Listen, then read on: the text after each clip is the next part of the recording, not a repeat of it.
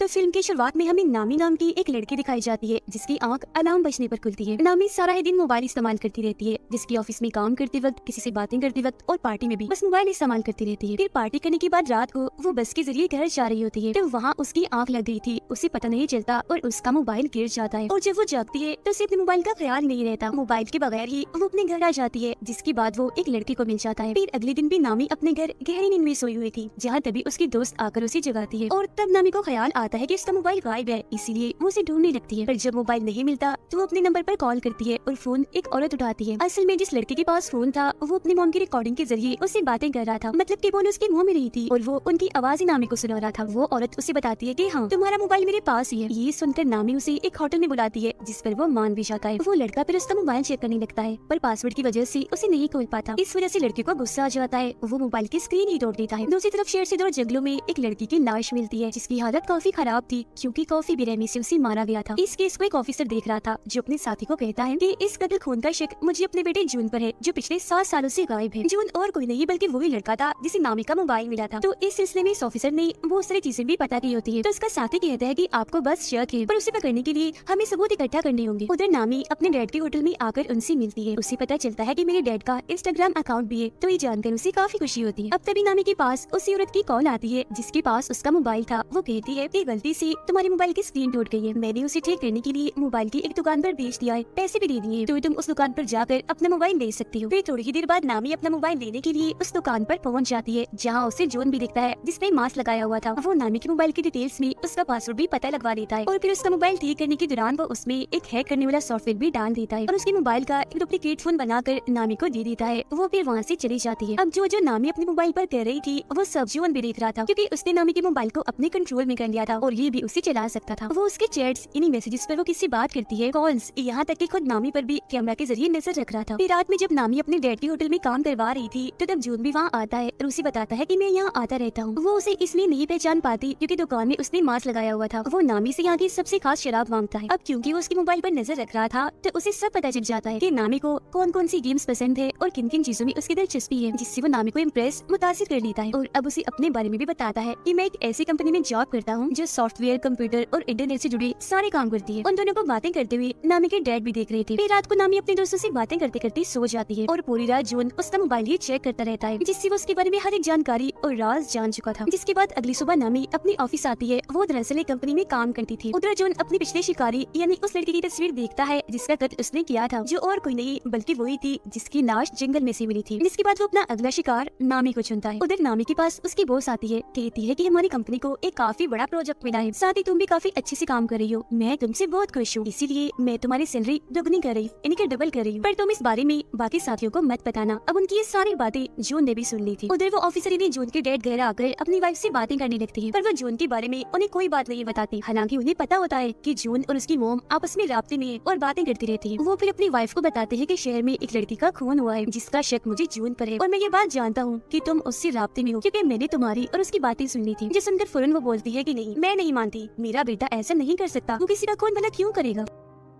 एक इसी वक्त ऑफिसर के पास उनके दोस्त का मैसेज आता है जो कहते हैं कि मुझे जून की लोकेशन का पता चल गया है, यानी वो जहाँ रहता है उस जगह का पता। उधर नामी अपने प्रोजेक्ट पर काम कर रही थी, काफी खुश थी वो, जबकि जून उसके घर जाता है और उसकी सारी चीजों को चेक करने लगता है, जिनमें उसे नामी का दूसरा मोबाइल भी मिल जाता है, यानी वो एक नहीं 2 मोबाइल इस्तेमाल करती है। उधर ऑफिसर की साथियों ने बताते हैं कि जिस जगह के बारे में मैंने आपको बताया है, इन्हें जून की लोकेशन पता चला है कि वो वहाँ सबसे चोरी रह रहा है। तो वो ऑफिसर इन्हें जून के डेट उस जगह पर जाने के लिए अकेले ही निकल पड़ते हैं। वो जब वहाँ पहुँचते हैं तो घर के अंदर भी चली जाती है और हर जगह की तलाशी लेने लगती है। साथ ही उन्होंने यहाँ की तस्वीरें भी बना ली थी। मरने वाली लड़की की मोम के बारे में भी इन्हें पता चल जाता है। इतनी ही देर में जून भी बाहर आ गया था। वो ये बात जान चुका था कि घर के अंदर कोई घुस आया है, इसीलिए चुप्पी से जब वो अंदर झांकता है तो अपने डैड को वहाँ देख लेता है। अंदर उसके डैड को लाश के नाखूनों पर लगी नेल पॉलिश भी मिल जाती है, जिससे उन्हें पता चल चुका था कि ये खून मेरे बेटे जून ने ही किया है। अब चालाकी से जून अपने डैड को उस कमरे से बाहर बुलाता है और जब वो वापस दोबारा अंदर जाते हैं तो जून वहाँ की हर एक चीज, सबूत, सारे कागजात को बर्बाद कर चुका था। जून अब दोबारा से नामी के होटल में जाता है और उसके डैड से मिलकर उन्हें भी यही बात बाद कहता है कि मैं यहाँ आता रहता हूँ और यहाँ की सबसे खास शराब मांगता है। उसे देखकर नामी की डैड समझ जाती है कि ये झूठ बोल रहा है, ये हमारा रेगुलर कस्टमर नहीं है, मतलब ये यहाँ रोज रोज नहीं आता। फिर वो नामी से बातें करने लगता है और रात को जब वो बाप बेटी घर जा रही थी तो उसकी डैड नामी को कहती है कि जून एक नंबर का झूठा इंसान है, वो हमसे कुछ छुपा रहा है क्योंकि वो दूसरी बार आया है होटल में, उससे पहले कभी भी नहीं आया, मुझे वो ठीक नहीं लग रहा, तो तुम उससे दूर रहो। जिस पर वो कहती है डैड मुझे तो ऐसा कुछ नहीं लगता, मैं ठीक है मैं उससे दूर रहूंगी। अब उनके बीच की ये सारी बातें जून ने भी सुन ली थी। रात को नामी अपने दोस्त के साथ थी, वो उसे भी जून के बारे में बताती है कि अगर वो थोड़ा सा हुलिया बदले यानी बाल छोटे करवा ले और चश्मा उतार दे तो वो बहुत ही प्यारा लगेगा। उसकी दोस्त कहती है कि मैं भी उसे देखना चाहती हूँ। तब नामी उससे वादा करती है कि ठीक है मैं तुम्हें उससे मिलवा दूंगी। ऑफिसर मरने वाले लड़के की मोम से आकर मिलती है, जहाँ वो इन्हें बताती है कि मेरी बेटी का मोबाइल कहीं गिर गया था, फिर उसकी स्क्रीन टूट गई और मेरी बेटी को मोबाइल पर एक मोबाइल की दुकान से मिला था, जिसके बाद से ही उसके साथ अजीबोगरीब चीजें होना शुरू हो गई थी और उसके बाद फिर किसी ने उसे मार दिया। तब वो लड़की की मोम से वादा करती है कि आप परेशान ना हो, उसकी खूनी को हम ढूंढ कर ही रहेंगे। नामी की डैड पर जब किसी काम से बाहर आते हैं तो जून उन पर हमला करके उन्हें पकड़ लेता है। इसी रात पुलिस को जंगल में से एक साथ 8 लाशें मिलती है, जिस वजह से ऑफिसर को काफी दुख होता है। फिर सुबह जब नामी की आंख खुलती है तो वो देखती है कि उसकी बॉस की तकरीबन 8 कॉल्स आई हुई है, साथ ही उसे अपने मोबाइल पर बहुत सारे मैसेजेस भी मिलते हैं जिनमें उसने अपने दोस्तों को काफी बुरा भला कहा होता है। इसके अलावा अपने बॉस के बारे में भी काफी उल्टी सीधी बातें की हुई थी। एक पोस्ट भी डाली थी जिसमें उसने बता दिया था कि बॉस ने मेरी सैलरी दुगनी कर दी है। फिर वो अपने ऑफिस जाती है जहाँ उसकी टीम उससे काफी नाराज थी। वो सबको बताती है कि मैं नहीं जानती वो सब किसने किया, क्योंकि मैंने तो एक भी मैसेज एक भी पोस्ट नहीं की, पर कोई भी उसकी बात का यकीन नहीं करता और उसे वहाँ से निकलने का कहती है। वो अपनी बॉस से भी बात करती है पर उसकी बॉस ने भी जॉब से उसे निकाल दिया होता है। वो उन्हें भी काफी समझाने की कोशिश करती है कि देखिए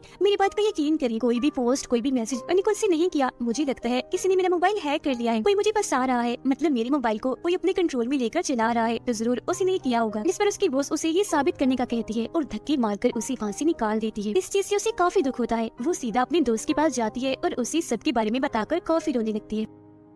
तब उसकी दोस्त उसे सहारा देती है, उसे संभालती है। ये चीज जो उन्हें भी देख ली थी, वो सोचता है कि नामी अपने दोस्त के काफी करीब है तो पहले रास्ते से इसे हटाना होगा। वो और उसकी दोस्त पुलिस स्टेशन जाती है और इस सब के बारे में बताती है। तब ऑफिसर उनसे कहता है कि ये सब आपके साथ ऑनलाइन हुआ है, इसलिए हम आपकी कोई मदद नहीं कर सकते, क्योंकि जिसने भी आपके साथ ऐसा किया हम उसे नहीं पकड़ सकेंगे। ये सुनकर उसकी दोस्त को काफी गुस्सा आता है, जिसके बाद दोनों यहाँ से चली जाती है। जून अब नामी के डैड के घर पर ही रह रहा था क्योंकि उसने उन्हें वहाँ बांध के रखा हुआ था। वो उनके मोबाइल से नामी को मैसेजेस भी करता रहता है ताकि उसे शक ना हो कि मेरे डैड को किसी ने अगवा कर लिया है। वो दोनों फिर होटल में आकर बातें करने लगती है। इस बारे में सोच रही थी कि आखिर ऐसी हरकत कौन कर सकता है। वो फिर बात करती है कि इस बारे में पता लगवाने के लिए हमें एक ऐसा इंसान चाहिए जो कंप्यूटर और इंटरनेट में काफी माहिर हो। अब तभी यहाँ जून भी आ गया था, जिसके लिए नामी जोश लेने जाती है और वो उसकी दोस्त के साथ मिलकर नामी का फोन चेक करने लगता है। वो फिर जब आती है तो जून उसे बताता है कि किसी ने तुम्हारा मोबाइल हैक किया हुआ है। उस इंसान ने तुम्हारे मोबाइल में एक ऐसा सॉफ्टवेयर डाला है जिससे तुम्हारा मोबाइल उसके कंट्रोल में आ गया है और तुम जो भी करोगी उसे पता चल जाएगा और मोबाइल को वो अपने तरीके से भी चला सकता है। वो फिर नामी को बाहर आता है और बताता है कि ये काम किसी करीबी का है, वो करीबी जिसे तुम्हारे मोबाइल का पासवर्ड भी पता है, क्योंकि पासवर्ड खोलने के बाद ही उसने ये सब किया होगा ना। अब तभी उन दोनों की तस्वीर चुपके से नामी की दोस्त बना रही थी, जिससे उसे काफी अजीब लगता है। वो फिर होटल में जब आती है तो उसकी दोस्त उसे एक खबर दिखाती है जिसमें पुलिस को एक साथ 8 लाशें मिली थी। अब उसकी दोस्त नोट कर लेती है कि नामी मुझसे बात नहीं कर रही। वो उससे इसकी वजह पूछती है कि तुम मेरी बात क्यों नहीं सुन रही, तुम्हारा मूड भी खराब है, क्या हुआ, नाराज हो? ये सुनकर नामी भड़क जाती है, कहती है कि मुझे तुम पर शक है, ऐसा मेरे साथ तुमने किया होगा क्योंकि मेरे पासवर्ड तो सिर्फ तुम ही जानती हो। जिस सुनकर उसकी दोस्त को काफी बुरा लगता है। वो कहती है कि तुम कल के आए उस लड़की जून की वजह से मुझ पर शक कर रही हो, ठीक है अगर तुम्हें ऐसा ही लगता है तो मैं तुमसे दूर चली जाती हूँ। इतना कहने के बाद वो नामी से अपनी दोस्ती तोड़कर चली जाती है। वो काफी दुखी थी, रो रही थी और ये चीज जून भी देख लेता है। उधर पुलिस मरने वाले लोगों की लाशें जब उठा रही थी तब उनका सामान भी देखा जाता है, जो देखकर ऑफिसर काफी परेशान हो गए थे। तब उनका साथी कहते हैं कि ये काम आपका बेटा ही कर रहा है, हम जानते हैं, तो हमें उसे पकड़कर रोकना होगा जल्द से जल्द, क्योंकि चीजें काफी आगे तक निकल गई हैं। तब ऑफिसर कहती है तो सबसे पहले तुम उस मोबाइल की दुकान को ढूंढो जहाँ जून काम करता है, जिस पर उसका साथी हाँ बोलता है और ये दोनों वहाँ से निकल जाते हैं। नामी होटल में बैठी अपनी और अपने दोस्त की वीडियो देख रही थी। वो काफी दुखी थी और अपना मोबाइल गिरा देती है, जिससे स्क्रीन फिर से टूट जाती है। उधर ऑफिसर और उनके साथी को जो उनकी मोबाइल की दुकान मिल जाती है, पर उसने यहाँ की हर चीज को तबाह बर्बाद कर दिया था। लेकिन कुछ पेपर्स के जरिए उन्हें 8 कस्टमर्स के बारे में पता चलता है, जो और कोई नहीं बल्कि वही लोग थे जिनकी लाशें इन्हें मिली थी। ऑफिसर बताते हैं कि मुझे 9वीं लड़की की डिटेल्स भी पता है जो मरने वाली है और वो डिटेल्स मुझे जून के घर से ही मिली थी, तो अब हमें उसको बचा लेना चाहिए। जो सुनकर उनका साथी कहता है कि हमें इस सब के बारे में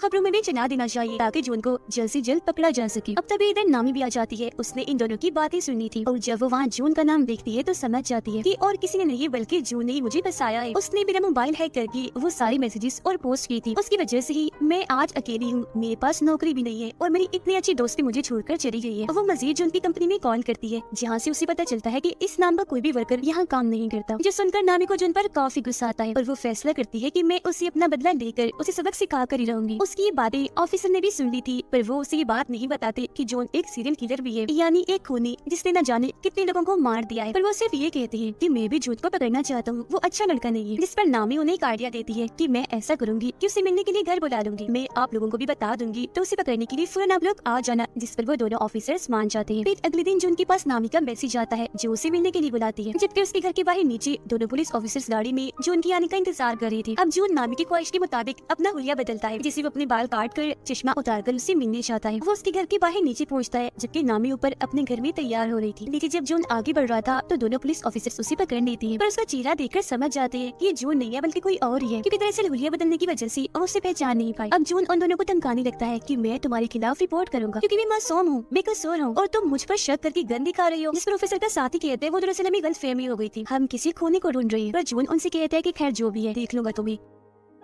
इतना कहने के बाद वो वहाँ से चला जाता है, जबकि दोनों ऑफिसर्स ऊपर आकर नामी से मिलती है। वो उन्हें बताती है कि जॉन का मैसेज आया है, उसका कहना है मैं मसरूफ हूँ, आज बाद में मिलूंगा। वो फिर कहते हैं कि मैं अपना मोबाइल ठीक करने के लिए दे रही हूँ, तब तक दूसरा मोबाइल इस्तेमाल करूंगी और जब मेरा पहला मोबाइल मुझे मिल जाएगा हम उसे पकड़ लेंगे, जिसके लिए ऑफिसर्स भी मान जाते हैं। अब ऑफिसर के पास पुलिस स्टेशन से कॉल आती है। एक ऑफिसर उन्हें बताता है कि ये बात अब सबको पता चल गई है कि ये सारे खून और किसी ने नहीं बल्कि आपके बेटे जॉन ने की है, तो अब से आपको इस केस से दूर रहना होगा ताकि आपको कोई खतरा न हो। जिस सुनकर वो काफी परेशान हो जाती है। अब नामी अपने दूसरे मोबाइल को निकाल कर उसमें अपनी सिम डालती है और ऑन करके उसे चलाकर बाहर आती है। ऑफिसर उसे कहते हैं कि तुम्हारी जान को भी खतरा है, तो तुम भी किसी ऐसी जगह पर चली जाओ जहाँ तुम महफूज रह सकती हो। तो वो कहती है कि मैं अपने डैड के घर चली जाती हूँ, वही मेरे लिए ठीक जगह होगी। जिसके बाद वो ऑफिसर्स के साथ वहाँ जाने के लिए निकल जाती है। वो जब वहाँ पहुँचती है तो ऑफिसर उसे अपना कार्ड देता है, जिस पर वो कहती है कि ठीक है, कुछ भी हुआ मैं आपसे राब्ता करके बता दूंगी, और घर के अंदर चली जाती है। अंदर आने के बाद वो अपने डैड को आवाज लगाने लगती है कि मैं आ गई हूँ। फिर अपने कमरे में जाकर जब वो मोबाइल इस्तेमाल कर रही थी तो उसे जॉन के नए नंबर से मैसेज आता है। वो जब उसे कॉल करती है तो फोन बजने की आवाज उसे यही इसी घर से आ रही थी। वो चौंक जाती है और फौरन ऊपर जाकर चेक करती है, पर वहाँ पर कोई भी नहीं था। लेकिन वो फिर भी डर गई थी, इसीलिए ऑफिसर को फौरन कॉल करने लगती है। पर तभी उसका मोबाइल अपने आप ही चलने लगता है। जो देख वो समझ गई थी कि जॉन ने इस मोबाइल को भी हैक कर लिया है। उसे अपने डैड की फिक्र होने लगती है, तो वो उन्हें हर जगह ढूंढ रही थी जहाँ उसे जॉन मिल जाता है। वो कहता है कि अगर तुम अपने डैड को जिंदा देखना चाहती हो तो दोनों ऑफिसर्स को अभी मैसेज करो कि मैं यहाँ बिल्कुल ठीक हूँ, महफूज हूँ, तो आओ फिक्र मत करना, हम 2 दिन के बाद मिलेंगे। अब ना चाहते हुए भी नामी अपने डैड की जान बचाने के लिए उन्हें ये मैसेज कर ही देती है। वो यहाँ उसे पूछती है कि मैंने तुम्हारा क्या बिगाड़ा था, तुमने मुझे ही क्यों पकड़ा। तो वो बताता है कि मुझे तुम्हारा मोबाइल बस में से मिला था, तो इसीलिए मैंने तुम्हें अपना शिकार चुना, क्योंकि जाहिर है मोबाइल के जरिए मुझे तुम्हारे बारे में सब पता चल सकता था, तो भला मैं तुम्हें फिर कैसे छोड़ता। फिर वो नामी को बाथरूम में उसके डैड के पास लाता है जहाँ उन्हें बांध के रखा हुआ था। वो उन्हें मारने की धमकी देता है। तब नामी कहती है कि तुम मेरे डैड को मत मारो प्लीज, मैं कुछ भी करने को तैयार। जो सुनकर जॉन उसे खुद को टेप की मदद से बांधने का कहता है, और जब नामी उसकी मदद से ऐसा कर लेती है तो वो उसके डैड को डबोकर मारने के लिए टब में पानी छोड़ देता है। ये चीज नामी भी देख रही थी। दुखी होकर वो रोने लगती है। साथ ही वो जॉन को काफी बुरा भी कह रही थी, तो वो उसे भी उठाकर ठिकाने लगाने के लिए टिप लगा देता है और बार टब में छोड़ देता है जो पूरा ही पानी से भर गया था। वो उसकी तस्वीरें बनाकर उसकी बेबसी पर हंस रहा था और वहाँ से बाहर निकल आता है। उसे ऑफिसर का कार्ड मिलता है जिसके पीछे उन्होंने लिखा था नामी सिर्फ कॉल करना, मैसेज नहीं। पर क्योंकि इसने तो ऑफिसर को मैसेज करवाया था तो उन्हें पता चल गया था कि जरूर ये जून ने किया है, तो इसका मतलब वो यहाँ आ रहे थे जून को पकड़ने के लिए। अब जून को भी एहसास हो जाता है कि ऑफिसर्स घर में घुस आए हैं। वो ऑफिसर के साथी को जाकर पकड़ लेता है, पर पीछे से उसके डैड ऑफिसर आकर उसे पकड़ लेते हैं। मगर क्योंकि उनका बेटा नहीं होता तो वो इसे मारने लगते हैं और अपने बेटे के बारे में पूछते हैं। पानी में डूबकर नामी मरने ही वाली थी कि तभी ऑफिसर का साथी उसी पानी से बाहर निकाल कर मरने से बचा लेता है। ऑफिसर उसे मार कर काफी जख्मी कर देते हैं और अपने बेटे के बारे में पूछते हैं। तब वो कहता है डैड मैं ही आपका बेटा हूँ, जिस पर ऑफिसर मान भी जाती है। तो वो उन पर हंसने लगता है और कहता है कितने बेवकूफ हो तुम, अपने बेटे की पहचान भी नहीं है। ये सुनकर ऑफिसर भड़क जाते हैं और उसे दोबारा से मारने लगते हैं। उधर नामी को भी होश आ गई थी। वो देखती है कि ऑफिसर की साथी उसके डैड को होश में लाने की कोशिश कर रही है, पर वो उठ ही नहीं रही। ऑफिसर फिर जून का बैग चेक करती है जिसमें से उन्हें जून के सारे शिकारों का सामान मिलता है, यहाँ तक कि 0 नंबर वाले शिकार का भी, इन्हीं सबसे पहले वाले शिकार का, जो कि असल में और कोई नहीं बल्कि उनका बेटा जून था। इस कोने के पास ऑफिसर की वाइफ और उसके बेटे की सारी डिटेल्स मौजूद थी। इन्हें जो 7 साल पहले गायब हो गया था, असल में वो गायब नहीं हुआ था, 7 साल पहले ही इस कोने ने उसे मार डाला और तभी से जून की पहचान देकर इन्हें जून बनकर लोगों को मार रहा है। ये जानकर ऑफिसर को काफी दुख होता है, इसीलिए वो गन लेकर कोने को मारने के लिए जाती है। कोने उन्हें बताता है कि मैं आज भी जून बनकर तुम्हारी वाइफ से बात करता हूँ। कितने भोले हो आप लोग, पता लगवा ही नहीं पाए कि जिसे तुम बात कर रहे हो अपना बेटा समझकर, वो तो तुम्हारे बेटे का असली कातिल है। उसकी ये सारी बातें नामी भी सुन लेती है। वो गुस्से से भरी बाहर आती है, ऑफिसर से गन छीनकर उस खूनी को मार देती है। वो फिर देखती है कि मेरे डैड को होश आ गई है, मतलब कि वो जिंदा है। इस बात से जज्बाती होकर वो अपने डैड के गले से लगकर काफी रोती है। फिर उसका इलाज करने के लिए उसे एम्बुलेंस के जरिए हॉस्पिटल भेज दिया जाता है, जहाँ से पुलिस भी सभी मरने वालों की चीजें इकट्ठा कर रही थी। कुछ दिन के बाद सभी को खूनी के बारे में पता चल जाता है, यानी कि वो ऑनलाइन ही इंटरनेट के जरिए ही लोगों को पकड़कर उन्हें मारता है और अब वो मारा जा चुका है। बस इसी से ज्यादा और कोई जानकारी नहीं मिल पाती। फिर नामी जब अपने डैड और दोस्त के साथ होटल में थी तो कोई चुप्पी सी उस पर नजर रख रहा था, जिसे वो खुद भी देख लेती है पर समझ नहीं पाती कि ये कौन है। तो या तो ये खूनी ही हो सकता है जो शायद मरा नहीं होगा, या फिर ऑफिसर का बेटा भी हो सकता है, या कोई तीसरा इंसान भी हो सकता है जो अब खूनी की तरह ही ऑनलाइन पकड़ पकड़ कर लोगों को मारेगा सिर्फ अपनी इंजॉयमेंट के लिए। और इसी सस्पेंस भरे सीन के साथ ही ये कहानी इधर ही खत्म हो जाती है।